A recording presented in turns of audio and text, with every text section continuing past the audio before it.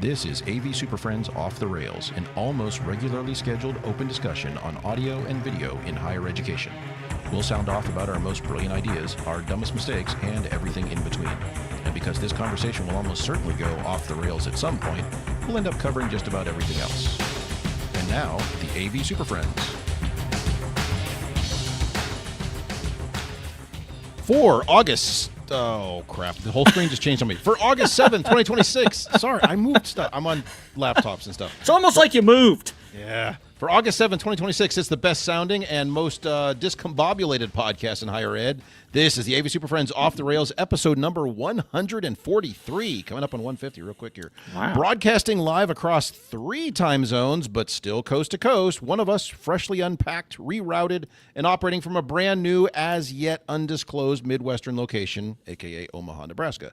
I'm your recently relocated local host with the most cardboard boxes and the least reliable sense of where anything is. I'm Chris Dechter. It's time for another Friday afternoon podcast adventure because I moved. So there's all that. Oy, oy, oy. All right. And let's say hello to today's panel of AV SuperFriends. I'm doing this on too many tiny screens. With this. That's it. Our first panelist ensures every classroom is technically operational and every suspicious bundle of temporary cabling is hidden away just before faculty arrive. He's a director of last-minute learning space readiness from Kansas City. Say hello to Mr. Jamie Reinhardt. Man, and that is more true this summer than it's been in a long time. Holy moly. It's true for everyone this time of year. Our next panelist converts a 12-week installation schedule into 6 frantic days by removing sleep, documentation, and any remaining connection to reality. He's a senior manager of summer project compression and scope denial from Greensboro, North Carolina. Say hello to Mr. Larry Darling.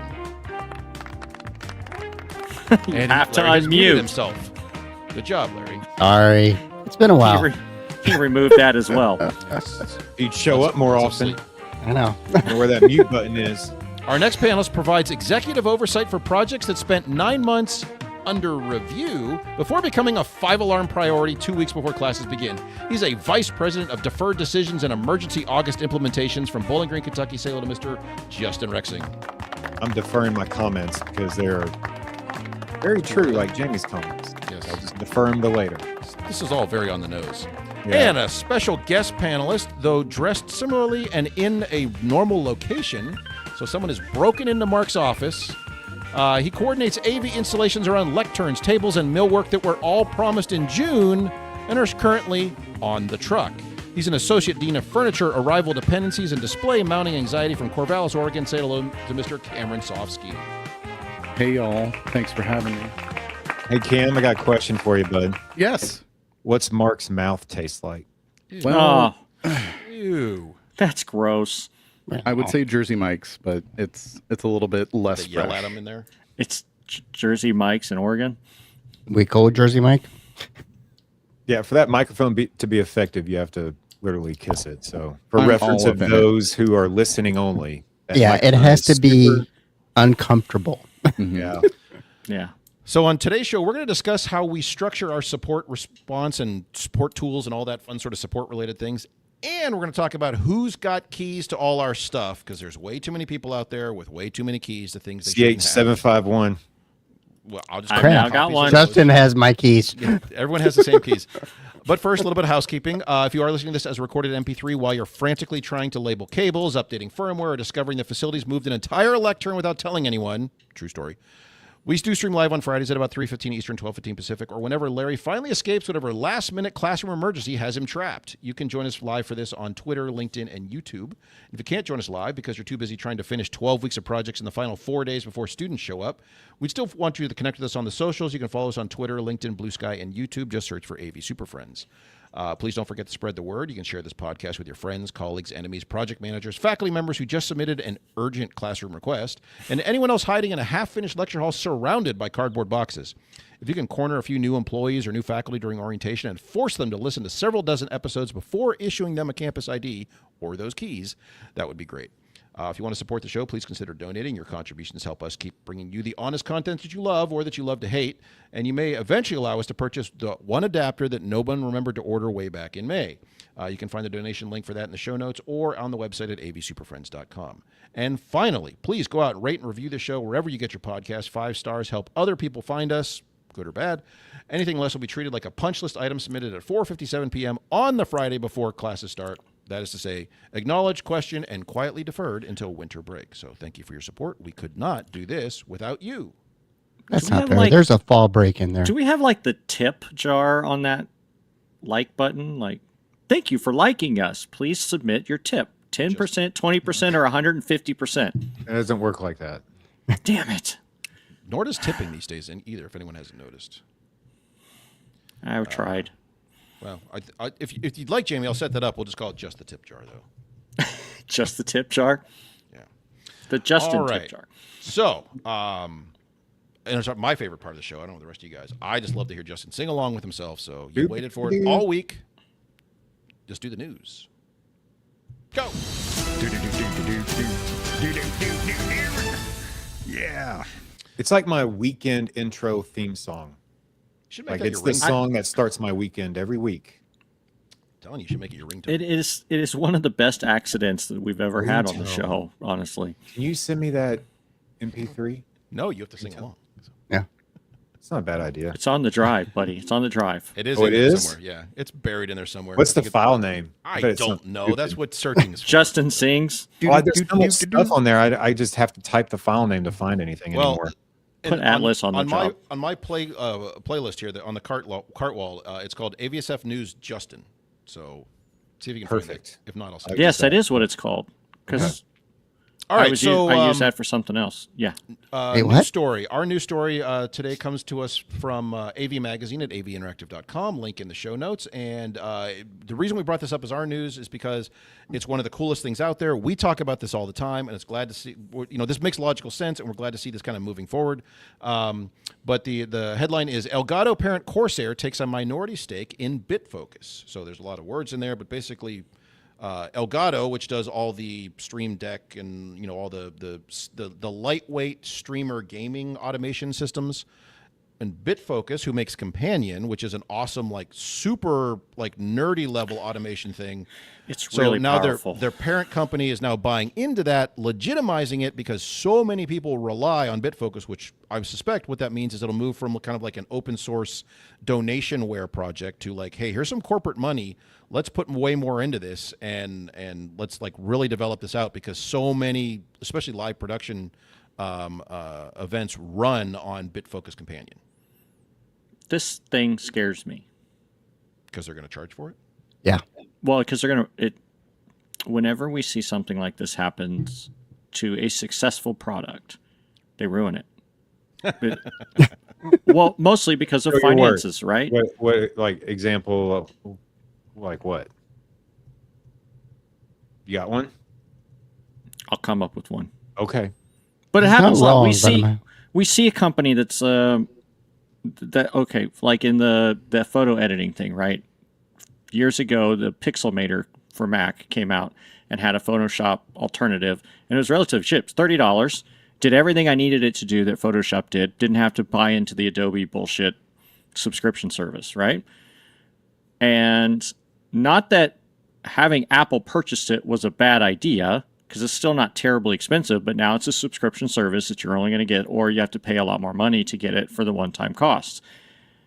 We'll see what happens with that as time goes on. But I'm a little afraid that BitFocus started out as a nerdery group, right? That open source, let's get after it. And then now they're going to be a more direct tie-in to the Elgato ecosphere. What are they going to do? Because I already find, Elgato is the cheap way, or the easy way, like the entryway into automation, from your computer. That was a lot of BitFocus- words. BitFocus Different things. takes that to the next level. Yeah. BitFocus is the ultra pro nerd way to get into automation. Well, it also dramatically expands the capability of that software. So you wanted to run your DMX lighting system, your ArtNet stuff. It's just there's lots you can do with it. It's a remarkable product, and the fact that it was open source for so long, and then it kind of got monetized a little bit there, but I'm a little afraid that this move will actually create a situation where BitFocus is no longer as valuable as it once was, because it'll become subscription. It will become you have to use BitFocus tie-in, and we'll have to do these things. You can only use Elgato. What if they give you what they give you today, and then they create a new layer that is a little bit more advanced and does more stuff that they charge for? Yeah, we'll see. Maybe it works out like that. It could, but the law of making extra money says it will not. Yeah. Now, hopefully they keep everything the same, and we just keep rolling along, and it's a really powerful platform that everybody can log into. But I'm just afraid that we're gonna start seeing them tighten the screws, and you can only use certain devices, or you have to have extra licenses, and because I love the idea. I really like using BitFocus as part of this thing, and you don't even have to have the Stream Deck. You can use it on its own. I just would hate to see a larger company stake start degrading that quality. Elgato just makes me nervous, and that's just because of my issues where I tried to convert my studio to use their stuff and just had so many consistency issues, and so that's the only thing I'm concerned about. You know what's? I've got one of these Stream Decks over here, and I haven't touched it in months. All right, did you just touch it just now? No. Reach over and touch it. Yeah. I actually took satisfy? mine and threw them out the door, and then my team picked them up and started using them. They use them for all the event streaming now. But I'm like, if it fails, it's on y'all. Well, Cam, didn't you guys about a year ago or something build a little studio, sort of a lightweight studio thing for faculty use or something? Isn't it based on a Stream Deck to drive all that stuff? Correct. Shut up, Mark. You're not on the show. Yes, it is. And, from what I understand, it works pretty well. It integrates nicely with the ATEM and all of the other, microphones and stuff that we have in there. And, what I see, I had my agent do a little bit of research for us. And what it said was that it thinks that Corsair and Elgato are going to formalize and have some deeper alignments with joint R&D and just kind of getting ready to go to the market together a little bit better. So it seems like the integration is going to be a positive. Hopefully that comes to fruition. We'll just have to wait and see. Yeah, I'm not quite as negative as Jamie. I agree with Jamie that those are fears, those not concerns necessarily are there. But Jamie immediately goes to the far end, absolute worst case scenario. It's going to be awful. I'm more cautiously optimistic that, hey, here's an injection of cash. They'll get some more development going. They'll dramatically expand their libraries and ecosystem. Cool stuff. New cool stuff will come from that. We shall see. I don't know, but you're right. I mean, it could be worst case scenario. Oh, moving forward, version 6 only works on these devices, and there's an annual fee and all that stuff. And we'll see.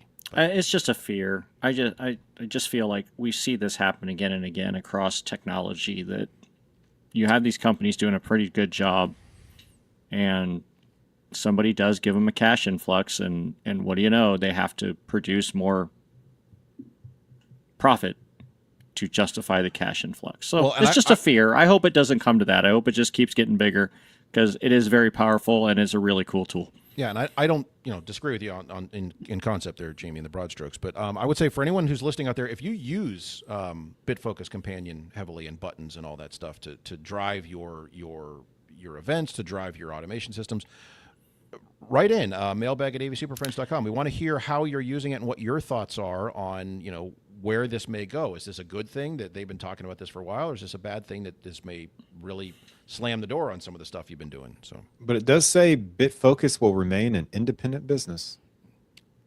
Sure. Yeah.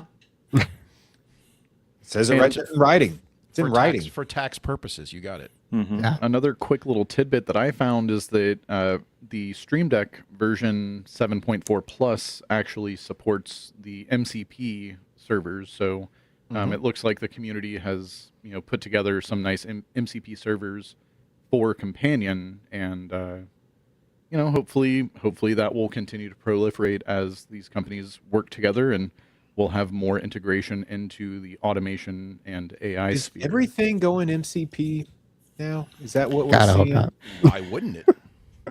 Well, for at least a hot minute. Maybe that's Yeah. another show. It is another show.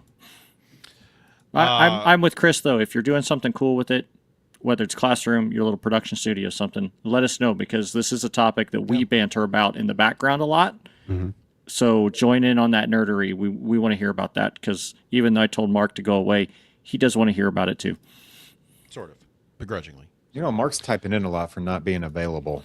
Yeah, seriously, like why?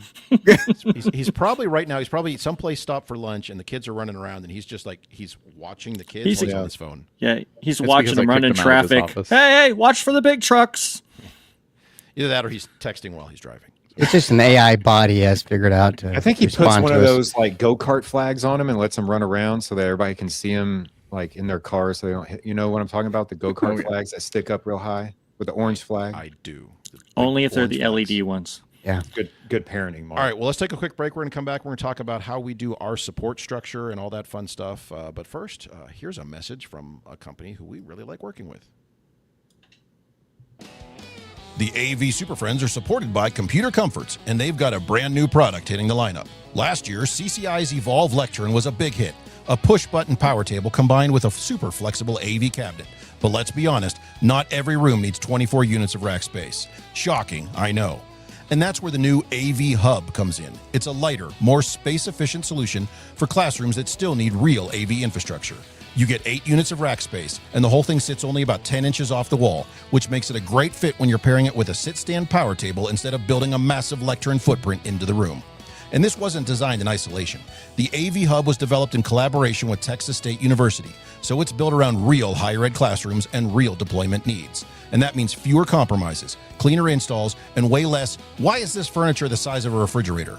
If you want to see photos, specs, and all the details, head over to computercomforts.com/AV-hub. That's the new AV Hub from Computer Comforts. Purpose-built, space-efficient, and designed for how classrooms actually work. And thanks again to Computer Comforts for supporting the AV SuperFriends. All righty, well, let's get into to topic one with this. Topic. Talk. Hot takes. Topic 1 starts now. So topic one, how are we doing our support stuff? And the way I started this note, I don't remember exactly when this came up. This was months ago, this kind of concept. In fact, it was well over a year ago. A listener of the show asked, like, you guys should all go through how you do support because they want to know where they can pick up tips and tricks and best practices and stop doing things and all that. And so I'm not sure. we're all over the Are place. we but more like don't do it this way? Yeah. Or is it do it this way? I think we all are doing some things that we like and all are doing some things we don't like, and we can cherry pick from that and build better systems. But fundamentally, I'm going to start with this this issue. When someone requests support, in fact, let's go back a step. Someone's in a room, how do they request support? Is this an automated button on a touch panel? Do they have a phone? Do they have an intercom? Do they have a emergency send the Marines button? Is it up to them to go open their own Teams or a cell phone or something to like make to reach out? Or have we removed all of that and thus we get no help desk or no support tickets? Justin's about to yell at me, but my answer is it depends on which room they're in. If they're in a covered classroom, there's an intercom, and the intercom goes straight to our student workers. They answer it and boots on the ground immediately or remote in. What kind of intercom? Is this like a push button on 1980s style intercom? This is, Seriously? yeah, that says AV support. You press the button, have a conversation. And you get a Is this- ring through. Is this Yeah, the you old come school, in. Is it the We old do, school 'cause- Extron one? It used to be the Extron one. The Extron one went out. We replaced it with a different brand. What are you using? We want to know. I forget. I bought them like 4 years ago, and they're just out there. I'll have to go find them again. Okay. But That's it's how a often you culture shouldn't thing, use like them. because we didn't Not do very that at memorable. IU. Yep. We had intercoms at Butler, and once intercoms are in the room, they are hard to get out. Oh, Why would I pretty yell at easy. you for that? Because it depends what kind of room it is. Like if it's a conference room, they've got to call, they've got to email, they've got to Teams, they've got to do something else. But if it's a covered classroom, which is how we're starting to differentiate learning spaces that we covered versus wherever instructors end up on their own, is there an intercom or is there not? Like how easy is it for us to support you in that So space? if there's no so we have an intercom system there, and then if you're not in a supported room, you had like 27 different options. What is the preferred suggested? We suggest you do it this way. The preferred is there is a number to dial our students. That Like number at also home. goes Just call them at home. What's up? our student help desk. There's also a call-in center, and there's options off that same number. If you end up at the wrong place, you can get back to the other one. Now, I was a little concerned about the Teams thing. Is that a real thing? It is a real thing. You can Teams our group. You can also email our group. Like, there's lots of ways of getting tickets in because we want to know rooms are broken. So however it gets to us is fine. You want to know that rooms are perceived to be broken. We want to know that you think you have an issue in the room so we can address the issue if there is actually an issue. Issue or a problem? And this Teams, it's like a bulk channel where it goes to a central group team, Big clearinghouse, yeah. and then everybody sees that and can answer it, pick from it. From our, But and actually, at my any time, does this go into your ticketing service, like manually, at all? manually. That's the one thing it does Wait. not tie in. Why So would Larry- you not automate that? Yeah, Now I'm Larry- yelling at you. Larry, let me ask this question: would you want all of those Teams requests to go into your ticket system because you can do that automatically right now?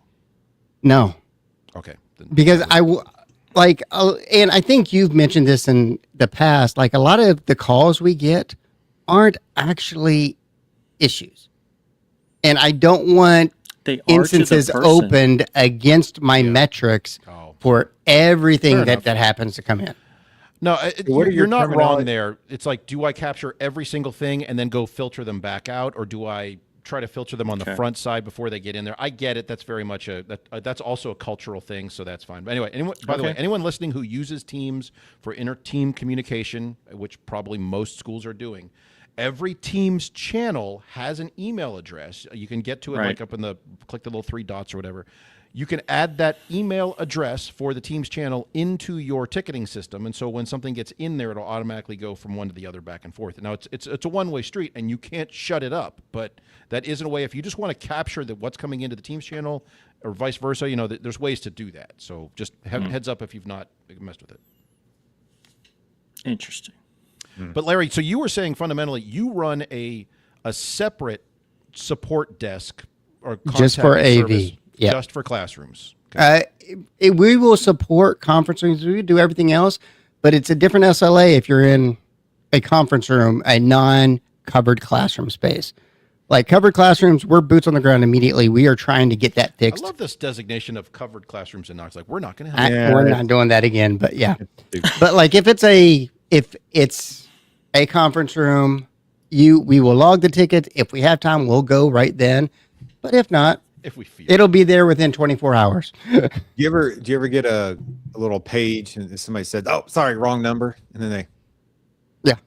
it's a bad joke. Sorry, because they're not dialing a number; they're just hitting a button to page your help desk on the intercom. What? Nobody That gets that. Okay. No. We'll move on. I guess that was a bad joke. Yeah. A terrible joke. Does Sorry, Cam get everybody. that? You're not getting that 12 seconds back. I Nobody got gets it. that.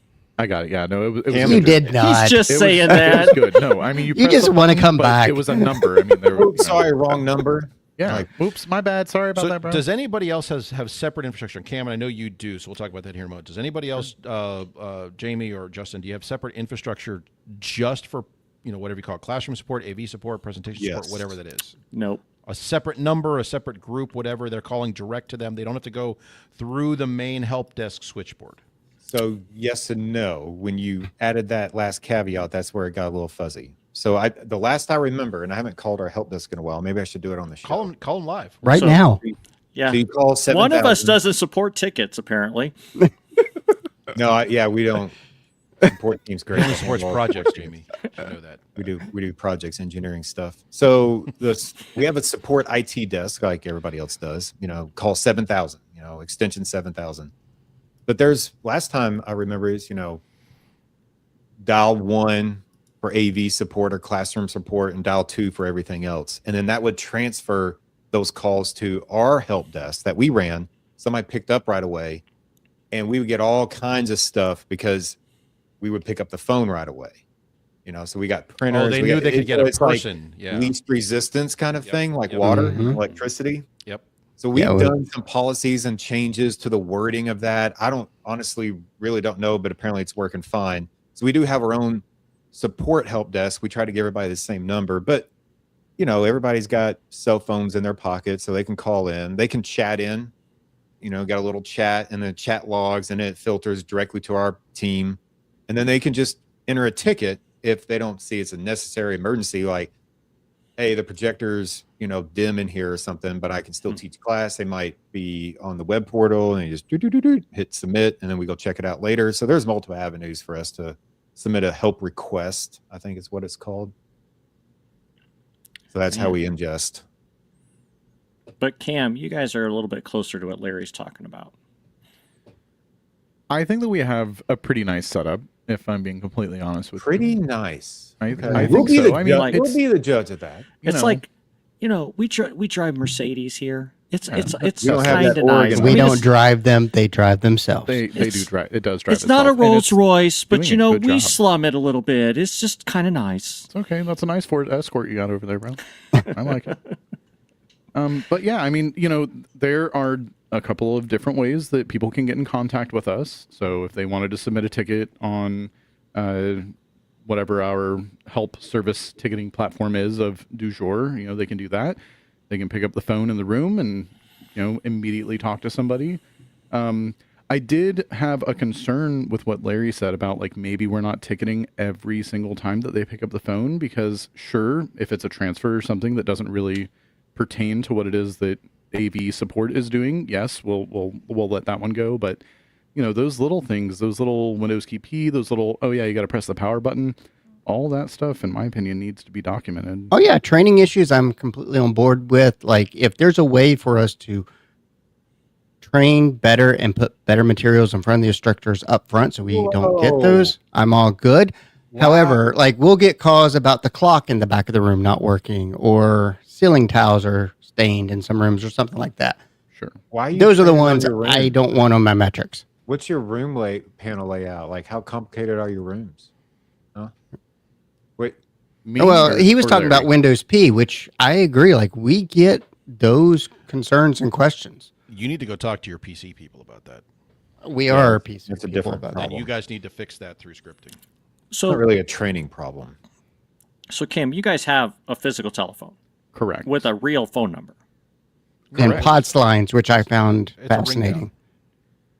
Yeah, in the room you don't have to like press any buttons or anything. You just pick up the phone and it immediately rings to our support center. But It's if you called a wanted to give ring us a down. call, you Ring could. down. Yes, it's a ring down phone in the room. But if you wanted to give us a call, we also have like instructions paperwork where our phone number is at the very bottom. So if somebody needed to use their phone for whatever reason, if they're in a conference room or in a non-general purpose classroom, a departmental classroom that has those instructions in there, then yeah, they would just be able to give us a call using that direct number. But the ring down phone is probably 80 to 90% of where we actually get calls from. So Cam, same question for you. You ever get wrong numbers? From time to time, yeah, because whenever people call the main helpline, we're number one, right? We're option number one, so people just immediately want to click option number one so that But they not can from get your to a ring person. down. From the ring down, only whenever like kids are messing around in the rooms after hours or hanging out with their parents and they've like gone to the other room to Pick up the play red with the phone. technology. Are they all Exactly. red? So the red There's phones go two to public phones. safety, and Okay. the black, tan, and Whoa, whoa, maybe whoa. there's a different. Now color, we're but getting. Well, hold on. Yeah. There's Those go two to us. phones in all the rooms. That are ring Two down? phones Yeah. in every room. That's We're right. safe out here in Oregon, y'all. If you guys Only in need general purpose classrooms. only in like absolutely, absolutely, yes. That's not Yeah, if you entirely need to true. get in contact with public safety, we got your back. That's Is that police or is that something No, else? no, it's public safety. What is public safety? Well, they're not quite any of them, but all of them. They're It's not the rent campus cops, version of but they're police. not far off. Yeah. We have our own Just- police department on campus. Just go with it. Oh no, we have our own police department too. They're Oh, that's but you don't call them. They're well, I mean, they're off like having Dutch Bros and doing whatever it is that they do from time to time. Like they're out being community members. I hope they whereas listen public to this, safety by the is way. getting stuff Just called done. them out being just hanging out and doing nothing. So No, dude, I see them all the time. Dutch Bros. They're in the community, being involved, making sure that they can be trusted members of of the OSU community out here. Okay. So the two of you, do you have, with these ring down devices, whether it's intercom or the phone, do you have like how many hours do you staff that? Like how do you staff that ring down service? When Staffing is a classes whole are in other session, someone is answering that. So if you have a 9 o'clock We have ending, night 9 class, and p.m. we staff students We- during our night classes on our help desk. Yeah. Really? Monday And- through Thursday, it's 7 till 9 at night. And then on Friday, it's 7 till 5. And what are the, because we're obviously I'm not doing any of this. What are your like your metrics on the service after, let's say, 5 o'clock? Almost Homework nothing. time. Little to none. Yeah, we do room when it checks during happens, that time. Yes. But when it happens, it's good to have those people there. Because So- Jamie, there's other student workers that work till 9 or 10 o'clock on campus doing something somewhere else. So I mean, there's student workers that want to work those hours. Yeah, well, so this was an interesting thing I ran into when I got to UW 5 years ago. Was they had what they called night shift, and the students loved it because they got paid to do their homework, and that's fine. But they were working until the end of the last class, which was like 10 o'clock. And I was, to your point about the metrics, I went, whoa. How many calls are we getting after like that first 20 minutes of a class starting? And the answer is 0. I'm like, great. So we staffed until all the last classes all start about 7. We staff until 7:30, and then we peace out. And I would say the number of times in 5 years we had any sort of request come in after that while a class was still in session, like 2 or 3 in like 5 years. So it's not worth it. But having someone there to kick off that last round of classes Should be fine once it yeah, gets and started. students liked it because campus becomes much more chill in the evening. They can get to rooms they couldn't get to previously or whatever. And those calls came in, it goes, through Teams right to their phone. So they were able to dispatch from anywhere to get there for that issue someone's having at 7:09 p.m. for the start of their class, but then they're not there until 10 o'clock. So do you have a full-time staffer who Nope. monitors No. this part-time, the students? No, because guess what? They're adults and they should act like it. Empower the students. I actually do because my programmer likes to work in the evening. So he works a 4 10-hour shift Monday through Thursday. And that way, if he needs to update code in a room, it's generally open in the evenings. Our programmer does that too, but he works from, wherever, home or So any problem. But he works at night doing, I can get into the room and nobody's bothering me. Children's Nobody's clothes. around. I can hurry up and get my stuff Bowling done. alleys. yeah, this is really interesting. Here's 'cause Tavern. This is We like need to get complete a night opposite of shift what we do. student group going, Jamie. It sounds like. And No, you I have don't need people it. show up in the mornings to do room checks, right? We're just switching. We're modifying some of that. We used to have them come in really early, but now, You don't have the 5 a.m. crew anymore? we don't because, well, for a myriad of reasons. It's hard to hire for that. No students want to get up that early. It's students he's and full-time. part-time. They also it's a lot more difficult because they have to have access to the keys. They have to have access to the rooms. They have to have access. Some of them have to have access to vehicles. It becomes more of modern security measures have made that a more non-productive work time, and those are the ones that typically would try to clock in, and then we would find them at McDonald's for breakfast later on in the morning. Ooh, yeah, that's not Or they would go home and have a nap. And what we found is that we used to staff a little bit later on into the evening, probably 7 or 7:30, even across IS. And what we were finding was that across IS, we were probably only getting 2 tickets a week. in week. the evenings, yeah. In the evenings after 5:30. Now, like you said, that 5 o'clock course, usually there's a whole bunch right there at 5 o'clock, 5:05, 5:10. But after 5:30, it's quiet.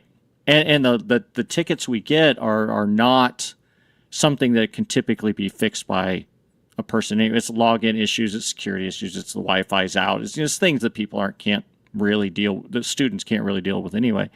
So we stopped offering a lot of those later shifts. We also don't have direct call in. Like everything goes to the call center.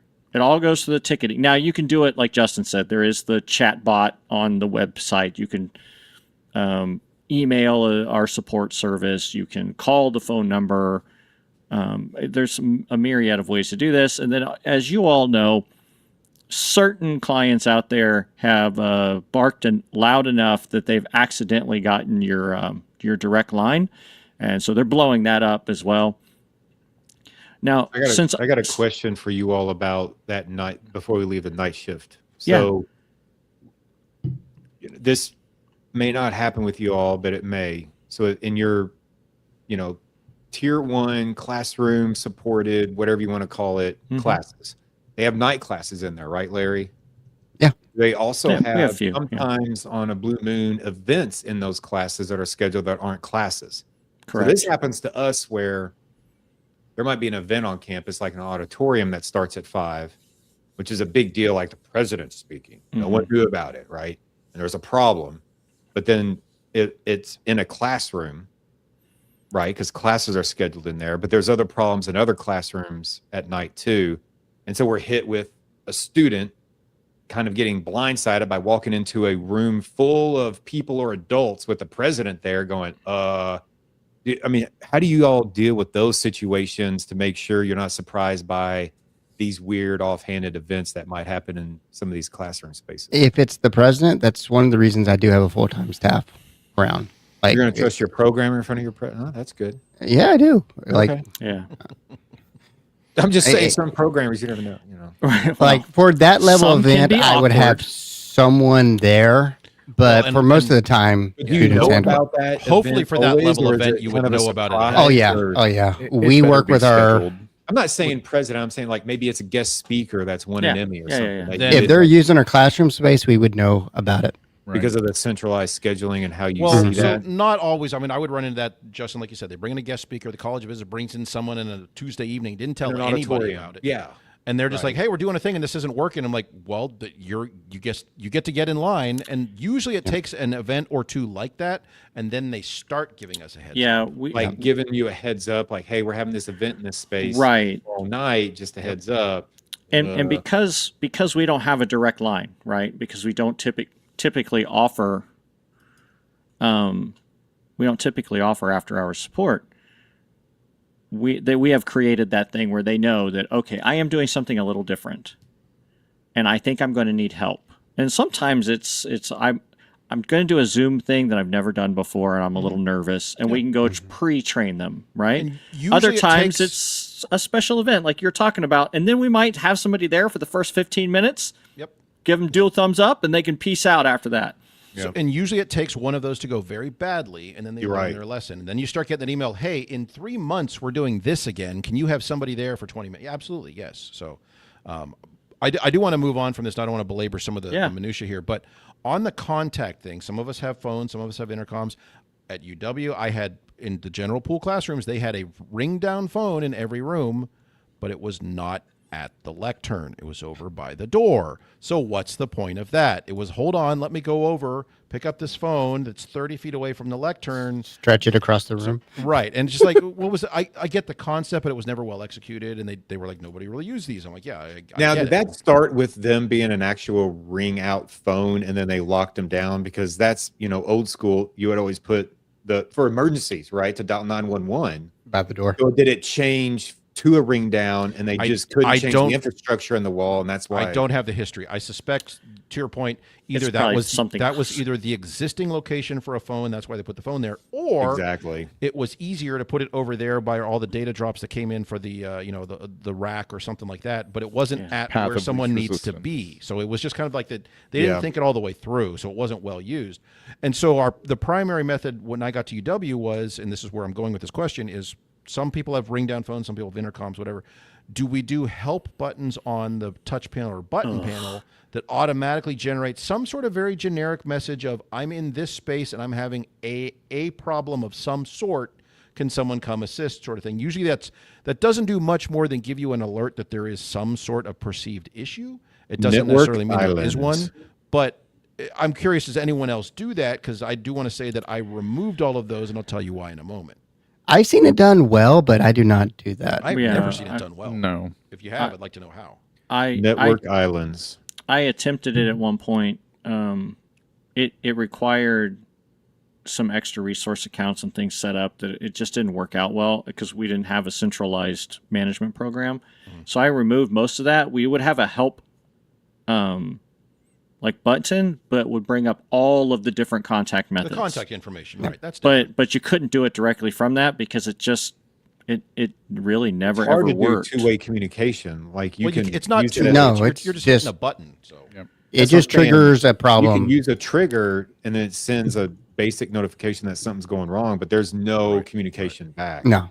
And so that Justin, that was the fundamental issue. Actually, Cam, go ahead, and then I'll explain. Sure.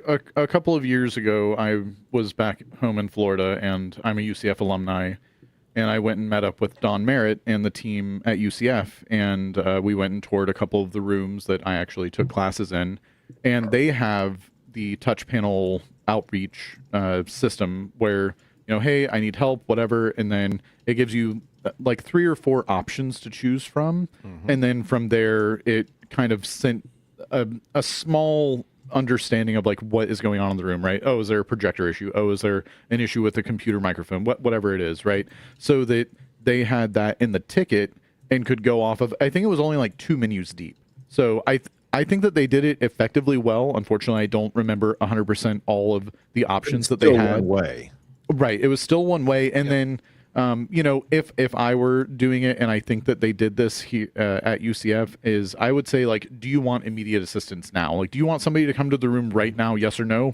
That way that at least, the support technicians know, okay, cool, we can go to the room, or we'll wait until after class in the 10-minute window to go over there and try and troubleshoot it, reboot the computer, whatever. And I know there's probably people out there screaming at your speakers, but there's microphones and cameras and video and we'll get there. all this We'll get stuff there on next. the touch So, panel. It's like, yeah. that's awkward to do in front of the class. And like, you just, Right. Well, that's the You same just issue like can't with the do that. intercoms. You're now hearing everything back. So yeah, like that's Right. not, Yes, that's I not don't going to like work that. well. Yeah. I do also want to specifically state the team at MTSU and Jonathan Moore did a lot of the work on that one.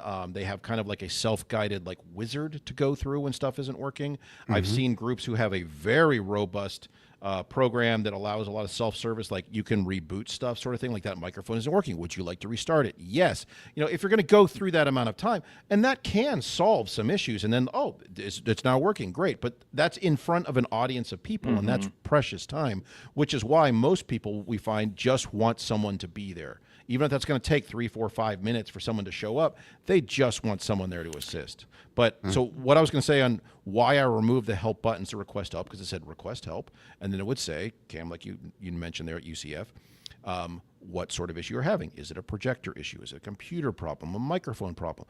Well, keep in mind, your average history professor, physics professor, math professor, A, they don't necessarily know, and B, they don't care. It's just something isn't working. And what they found was they could push all the buttons, and then 6 tickets would come in from that room, and it would seem like it's very important. So the help desk staff, which was getting all these tickets in, was like, there must be something emergency going on in that room because we just got 6 calls from the room. Well, by the time someone gets there 4 minutes later, they find out that, oh, no, my laptop is unplugged, it's working now. Because the number of times we would get there and find everything's working was incredibly frustrating. And so we removed that button, and now that help button is just a how to contact support through phone or email or whatever, because it was so much noise coming in. Again, I get the concept of having that kind of live request help and maybe a little bit of triage and maybe some even cool like self-healing, self-support options there that some schools have done that are very cool, but that's a lot of work to kind of maintain that, and who's actually using that by when you get there. And it's one of those same 5 issues of the Windows key P, they don't have the right adapter, something's not plugged in, the projector's muted, and now it's a crisis. So it's usually those same low-level things, but to the person in the room, they don't know. They're just not seeing a picture on that screen, and so it's now an emergency, and it's becoming a huge issue. So I was curious on that help automation button, that if people are still using that. Yeah, I'm not a fan of that help automation button personally. I like our phone support method, but just like anything, it has room for improvement, and there are always going to be areas of opportunity, right? If the student on the other end of the phone, if our student is maybe new or not as comfortable with XYZ room, right? Oh man, I've never been in this room. I don't know what's going on here. Hopefully our training has set them up for success enough so that they know, hey, I just kind of have to get through these specific pieces of the call script so that we can get them to the hold, right? And I can actually do some troubleshooting. Yep. So, whenever we're going through and training our students, we want to make sure, like, hey, we're verifying who we're talking to, right? We're verifying the building and room that they're in, and then repeating that that issue back to them, because maybe the end user saying, oh yeah, the projector's not working, but they actually mean that they're not getting an image on their computer monitor or whatever it might be, right? So and then while we're doing that and listening to that instructor or professor tell us what the issue is, we're going through and trying to get our remote tools pulled up, and hopefully the student on the phone is verbal enough so that the rest of the team can hear what's going on in the room, and they can also be logging into those remote tools and trying to assist, so that it's more of a collaborative Everyone gets to support reboot effort. stuff. Exactly. I caught that too, Larry. Verbal enough. Well, They that's use it there. Some people no, don't that's but that's a real problem. Yeah, with, it is. Yeah. with modern young folks, is that they don't want to talk. Oh, I they know, don't that's want to why I was speak. funny. They don't want to be on the phone. They don't. Right. So, Cam, I will say, when I was there, and this was over a decade ago, I would use that same phone as a crutch. I'd be in a room troubleshooting. I would pick up the phone, talk to whoever was manning the desk at the time. Hey, this is what's going on, and I would ask them to can you log in and start doing these things so I don't have to do it from here? Exactly. Because it was easier for me to just be sitting there on the phone doing that. But Absolutely. it is a nice communication tool to be able to have something like that you pick up and you're instantly talking to someone. And I do and Mark mentioned this the other day, I do like the phone better, because in the phone it's going into my ear hole. It's not the intercom. Everyone gets to hear it. So it's hard to have that kind of side conversation. When you're in the room troubleshooting, I can be on the phone troubleshooting something while the class is still going on. Because and God bless them, the professors who are like, oh, I can do something else for 10 minutes while you work on that. It's the ones who's like, I'm going to cancel class, and they go to the dean's office that really bother Or me. just It's sit like, there and look at you while you're working on it. I don't and all the mind students that, are but- looking at you. Oh man, find I something to do while we're trying to get this working. But having a phone that you can talk into with somebody while they're troubleshooting and doing whatever can be helpful. So I like that concept, and OSU does a great job. Anyone I will just say open invitation. It's not my school, but anyone driving past Corvallis, stop by, and Cameron will give you the tour. Absolutely. Yeah. Like I said, we're not perfect, but I think that we have a pretty good system set up, and it's all about getting those students that are on our side of the phone comfortable and ready to support them. I mean, there's only going to be a handful of things really that's going wrong with the room, right? We're not getting an image, or we're not getting sound, or the microphone's not doing whatever it's supposed to be doing, or the camera's not doing whatever it's supposed to be doing. So as long as we can set our students up so that they know, hey, this is what to look out for, right? These are the tools that you need to have up and ready before you ever answer the phone. And then getting to the hold is always something that I try to make sure that they understand. And then making sure that hold is only 30 seconds to a minute. I can't tell you how many times I'm like, guys, are they still on the phone? And you've ran out here to ask me a question right now? Go back and tell them that hey, we're working on it. We're going to get it done, because, there are potentially hundreds of students looking at this professor while they're just hanging out with the phone up to their ear, waiting, what's going on, right? So it's about being quick, it's about being efficient, and it's about verifying that the information that they have is correct. I don't necessarily see our students as troubleshooters as much as I see them verifying that the correct steps have been taken to actually get the end user to the solution or the result that they're looking for. I use them to troubleshoot all the time. Hey, log in and do this, and I'd Sure. walk them through. Go Yeah. to the old version of Fusion That's RV, just an and let's talk extended through it. mouse and keyboard, though, Chris. They're not actually doing troubleshooting. It's just an extension of what you're telling them. Now, my senior level students should be that weird mixture between a full-time staff and a student at that point. They should be able to troubleshoot systems. Absolutely. And I'm using these words broadly. The goal is to have them off the phone within 3 to 5 minutes. 5 minutes is a little bit too long, right? So I need them to verify, is the touch panel on? Is there a source selected? Is the microphone muted, right? It's that verification process, not necessarily getting in and adjusting dials and making sure that all the mixing is done correctly, but just making sure that the end user has selected the correct Yeah, sequence it's of usually that buttons. very low hanging. Hey, the doc cam's not working. Well, is it on? Hold Right. on. Oh, now it's working. So Exactly. it's that helping someone, because you're right. They're standing in front of a room of 30, 50, 600 people all over in Milam. Of Maybe the first what's time in the going on room. here, and they are Yeah. freaking out, and they missed that Right. there was some simple thing they didn't do. Exactly. So, Cam, do you all have it? I'm guessing the answer is no. You don't have some kind of wizardry that you can understand what room's calling in from each ring We do. down?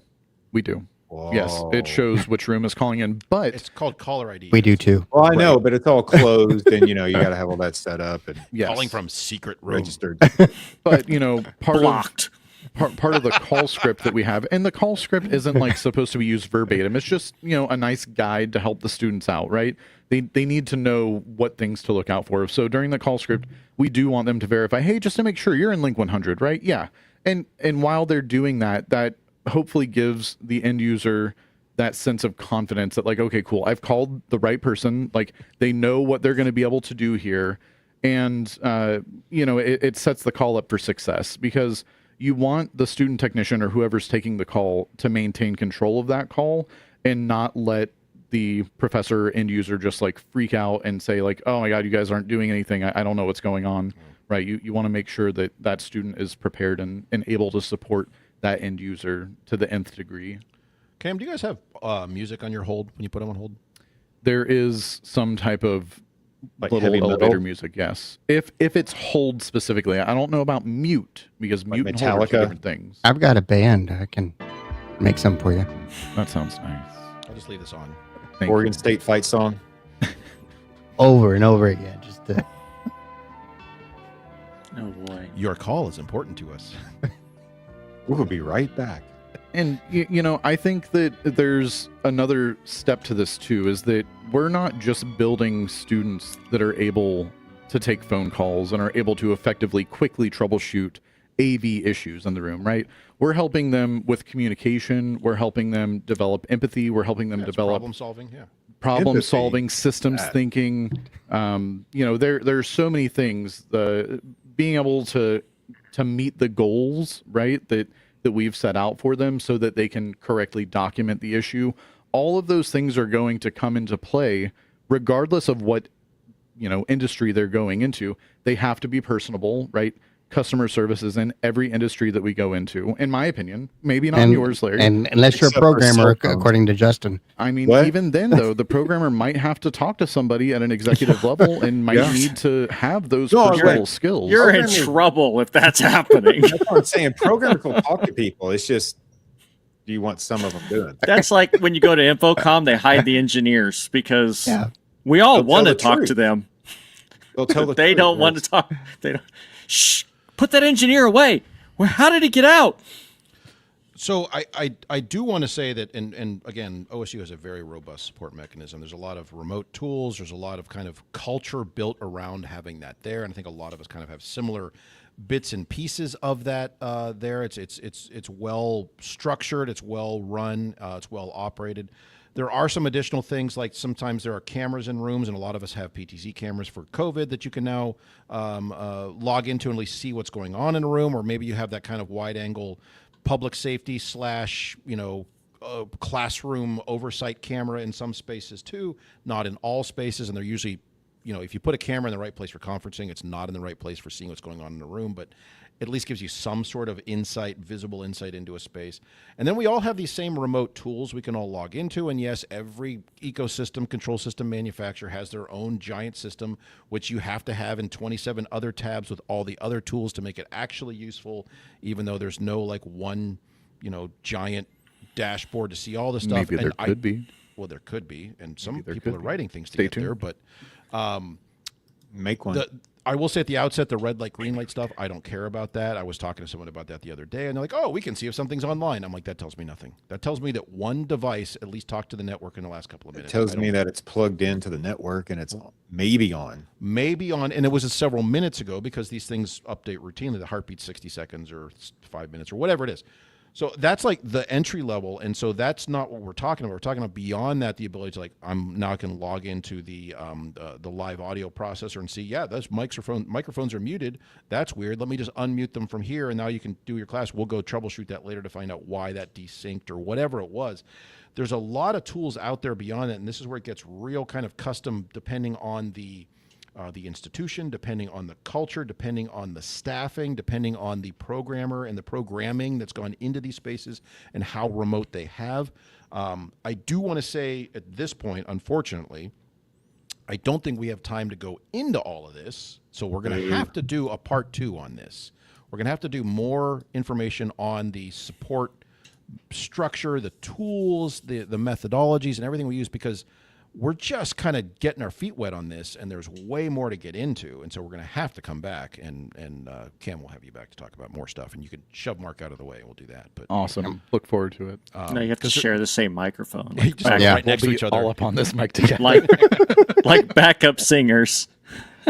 Because there's also things to consider, like how do we triage, known issues routinely? What are those higher touch spaces, or I like to call them the squeaky wheels? Those are You know, problems. Thanks, Larry. Service now.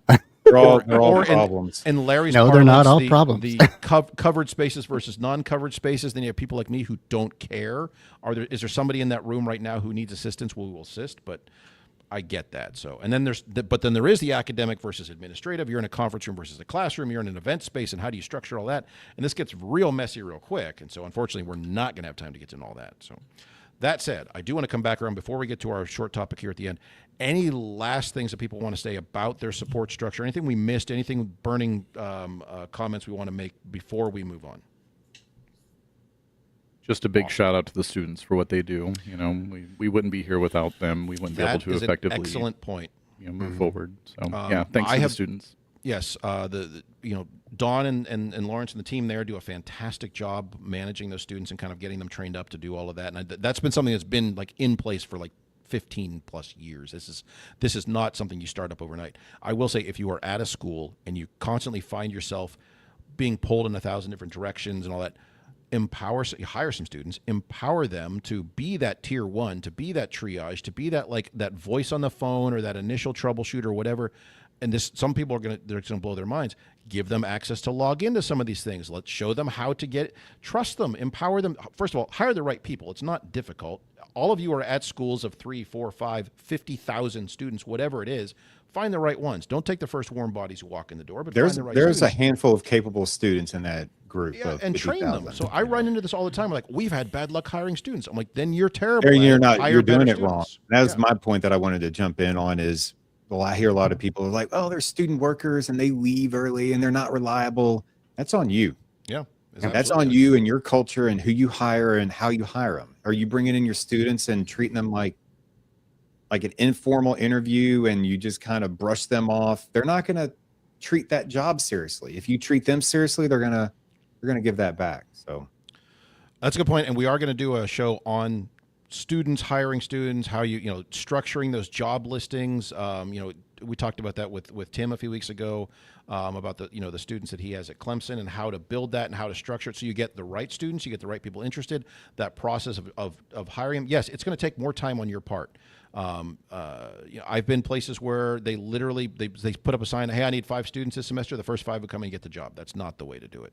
It does take time. It will take you several weeks to hire the students you need to hire, but you will get much higher quality. treat it like a full-time position, and you'll see a absolutely difference. treat them like full-time employees who just happen to only work 20 hours a week. So, all right, let's take a quick break. We're going to come back. We're going to talk about who's got all our keys. The AV SuperFriends are supported by Neutrik Group Americas. And you know what the AV industry needs more of? No, not another cloud dashboard. We need training, hands-on training, because before the network, before the room system appliance, before the AI camera that insists on looking out the window, there's layer 1, the physical stuff, the connections, the infrastructure, the things that either work or ruin everyone's afternoon.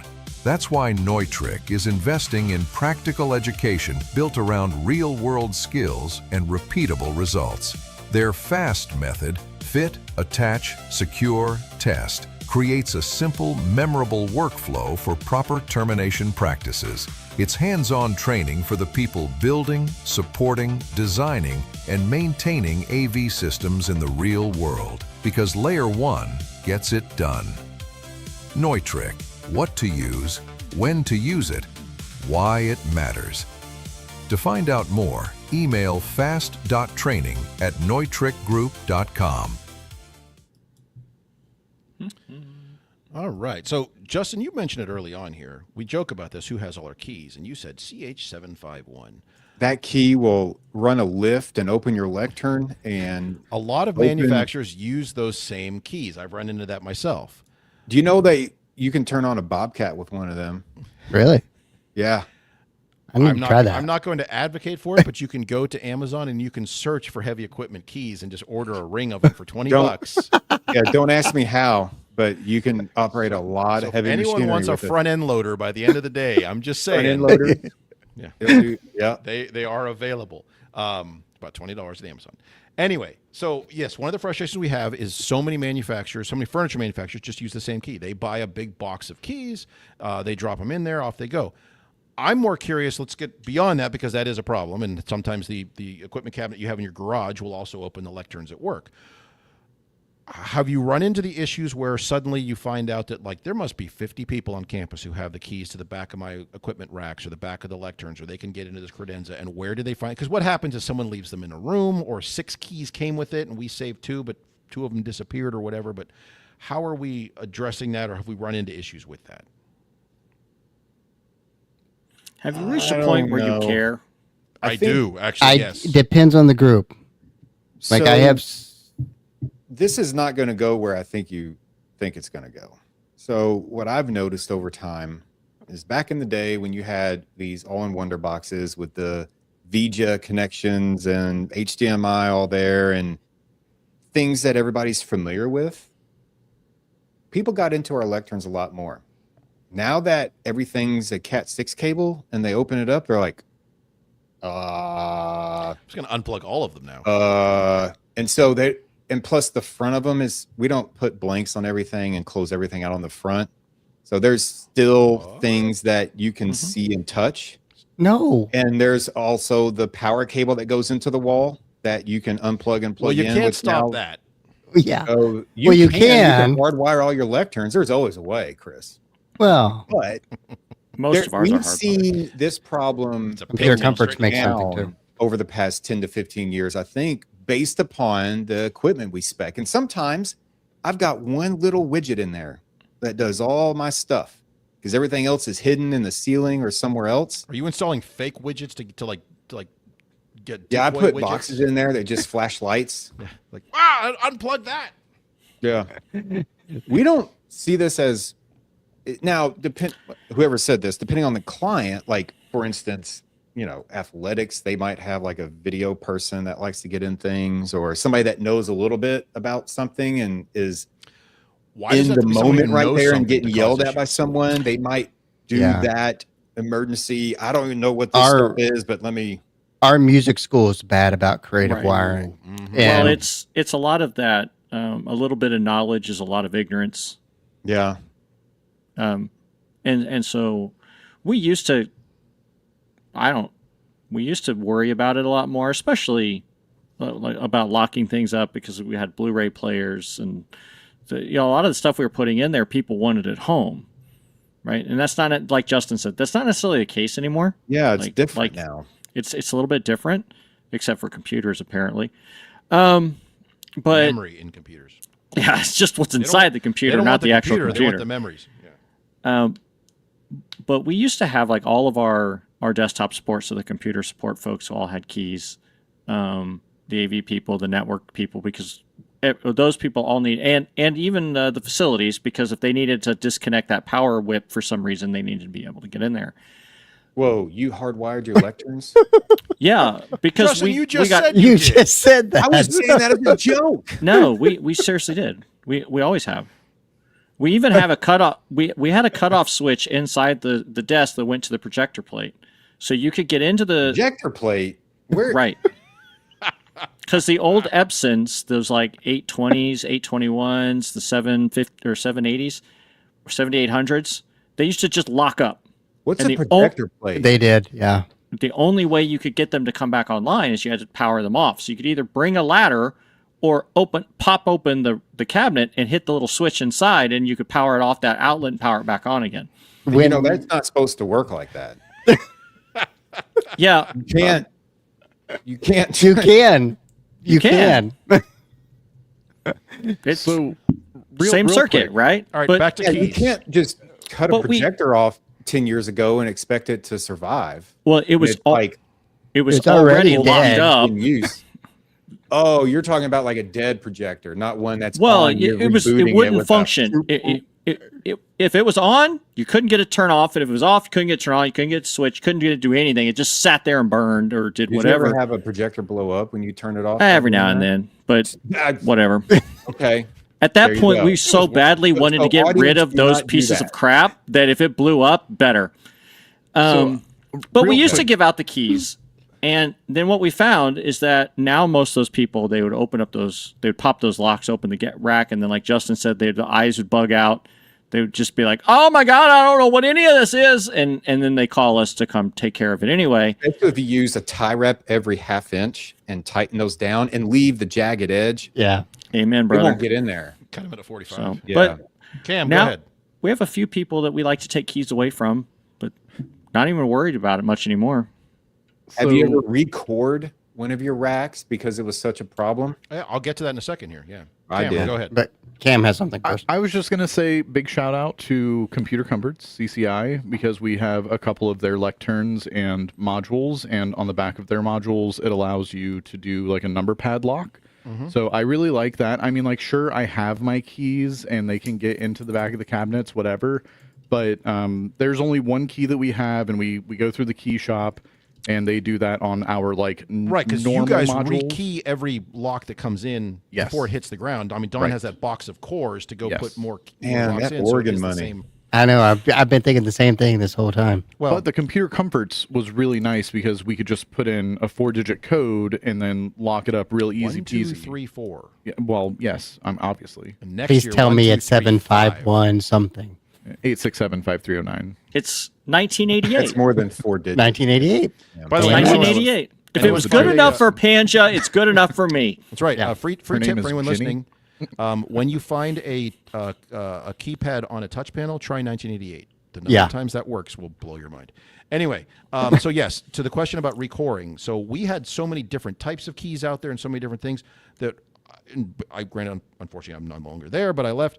We put together a quote of getting like 600 new locks because we were going to go recore every lectern, rack, credenza, everything that would work on one of these. Is that ROI really worth it? Yes, absolutely. No. Because we had enough people farting around back there causing issues that like I'm going to solve this once and for all. That many people.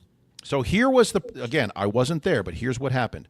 You buy a new conference room, here's your new lectern, all this stuff. They would literally hand the keys to the person in the business office or something there. They're like, well, it's your lectern, here you go. I'm like, well, great. Now we don't have the key, and goodness knows where it went, and who knows how has access. And I That would come could into be a rooms, problem. and you would find the back off of lecterns all the time. That's So- a Or bad you idea. can't get into it when you need to. So that was started with the integrator enabling that as a Yes. you should do this kind of thing. Here's your keys in Yep, case when absolutely. you need to open the back of the rack. It The was a cultural unfortunate thing, and it thing- caused lots of issues. Yeah. That happens is if everything isn't in the module, let's say that we have some stuff bolted to the lectern, maybe some encoders, maybe some HDMI, et cetera, and then people get underneath the lecterns and they're like, oh, dude, yeah, let me just go ahead and unplug this and see if this fixed. Oh, yeah, dude, it fixed it. I'm like, I had to go and tell somebody like, hey, man, if you wouldn't mind, just please let us come and help you guys out with that because you never know what's going to happen. Yeah, it can be a mess. So, The help with good intentions is usually the worst help that we get. well, or it's I was just going to try this one thing, and now they know that it I- works, and they do it all the time. Like I once showed somebody you can use the rocker switch, and it will fix the issue, but you're going to lose everything for 10 minutes. They do it every time. Like I lose 10 minutes of every class. I'm like, why are you doing it every time? So anyway, That's the only thing that I put a cover on is that damn rocker switch. oh, I want to have access to that, but it's That's like, the this is only nuclear thing that I option. lock up Where All do right, you have so a rocker plug it. switch? on the the front power of the supply. Power. You need to get a new PDU. I deliberately bought them with that. No! Next time on That's a AVSF. different show, I guess. More nonsense later. Well, we've managed to ruin yet another episode of AV SuperFriends Off the Rails. You can contact us with questions, topic ideas, or general complaints at mailbag@avsuperfriends.com. If you complain loud enough, we might just invite you on the show. Nice work, everyone. Sharp broadcast. Really good. Everyone on the floor as well. Really a lot of hustle. I liked it. The opinions expressed by the AV SuperFriends are solely those of the individuals and do not represent their respective institutions, organizations, companies, or clients.